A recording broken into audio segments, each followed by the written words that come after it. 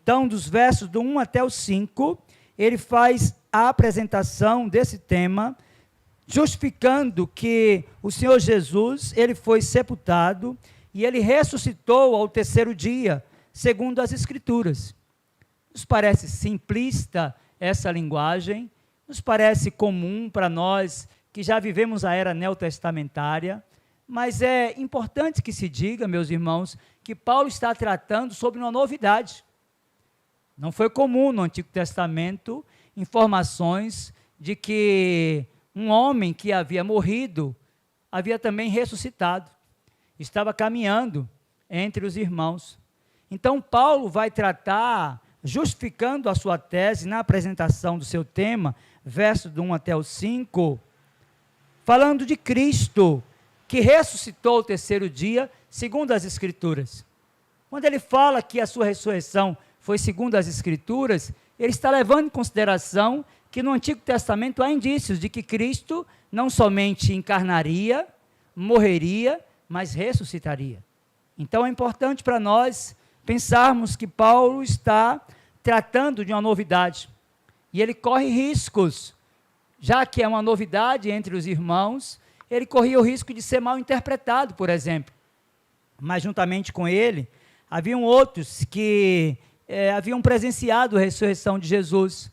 E no final da apresentação do tema, verso 5, ele vai falar que Jesus apareceu a Cefas, que é Pedro, e depois aos 12. Então Paulo apresenta assim, justificando pela experiência daqueles que viram a Cristo e pela Escritura no Antigo Testamento, que de fato Jesus havia ressuscitado.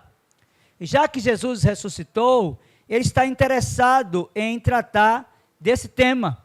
E ele agora, na segunda parte de 1 Coríntios capítulo 15, verso do 6 até o 8, vai fundamentar de forma a dar provisão teológica e histórica aquilo que ele está tratando.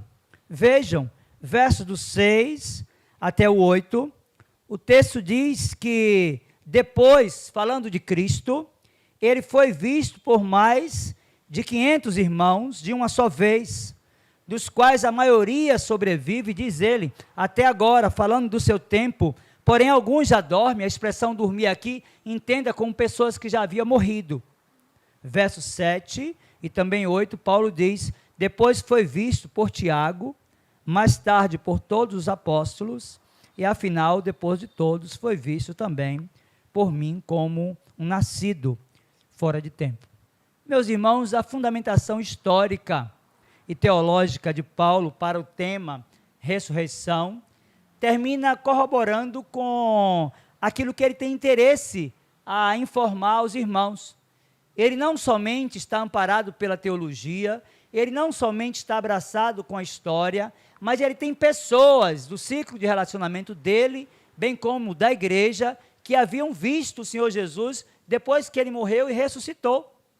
Isso então fortalece a ideia da doutrina da ressurreição e fortalece também o argumento de Paulo, que está a discutir um tema para infundir no coração daqueles irmãos a esperança que vem do altar de Deus.